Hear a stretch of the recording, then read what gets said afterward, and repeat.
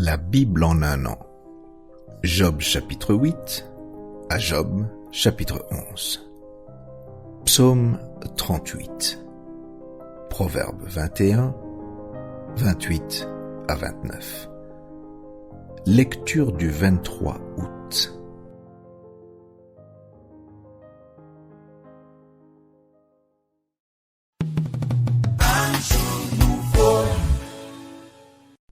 Un Corinthiens chapitre 15, versets 1 à 28.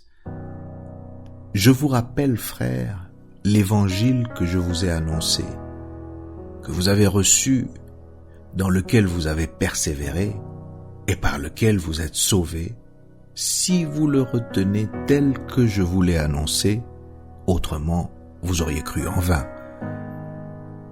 Je vous ai enseigné avant tout, comme je l'avais aussi reçu, que Christ est mort pour nos péchés selon les Écritures, qu'il a été enseveli et qu'il est ressuscité le 3e jour selon les Écritures et qu'il est apparu à Céphas, puis aux 12.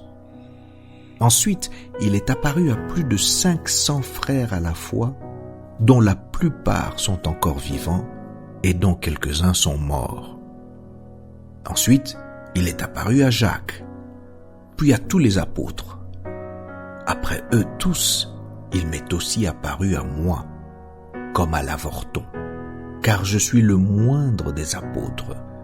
Je ne suis pas digne d'être appelé apôtre, parce que j'ai persécuté l'Église de Dieu. Par la grâce de Dieu, je suis ce que je suis, et sa grâce envers moi n'a pas été vaine. Loin de là. J'ai travaillé plus que tous, non pas moi toutefois, mais la grâce de Dieu qui est avec moi. Ainsi donc, que ce soit moi, que ce soit eux, voilà ce que nous prêchons, et c'est ce que vous avez cru. Or, si l'on prêche que Christ est ressuscité des morts, comment quelques-uns parmi vous disent-ils qu'il n'y a point de résurrection des morts ? S'il n'y a point de résurrection des morts, Christ non plus n'est pas ressuscité. Et si Christ n'est pas ressuscité, notre prédication est donc vaine, et votre foi aussi est vaine.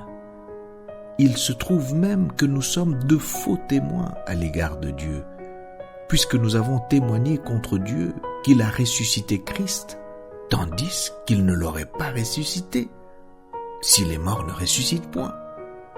Car si les morts ne ressuscitent point, Christ non plus n'est pas ressuscité. Et si Christ n'est pas ressuscité, votre foi est vaine. Vous êtes encore dans vos péchés, et par conséquent aussi, ceux qui sont morts en Christ sont perdus. Si c'est dans cette vie seulement que nous espérons en Christ, nous sommes les plus malheureux de tous les hommes. Mais maintenant, Christ est ressuscité des morts. Il est les prémices de ceux qui sont morts. Car puisque la mort est venue par un homme, c'est aussi par un homme qu'est venue la résurrection des morts. Et comme tous meurent en Adam, de même aussi, tous revivront en Christ, mais chacun en son rang.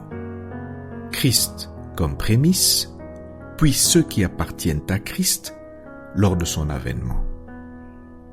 Ensuite viendra la fin, quand il remettra le royaume à celui qui est Dieu et Père, après avoir détruit toute domination, toute autorité et toute puissance. Car il faut qu'il règne jusqu'à ce qu'il ait mis tous les ennemis sous ses pieds. Le dernier ennemi qui sera détruit, c'est la mort. Dieu, en effet, a tout mis sous ses pieds. Mais lorsqu'il dit que tout lui a été soumis, il est évident que celui qui lui a soumis toute chose est excepté. Et lorsque toutes choses lui auront été soumises, alors le Fils lui-même sera soumis à celui qui lui a soumis toutes choses, afin que Dieu soit tout en tous.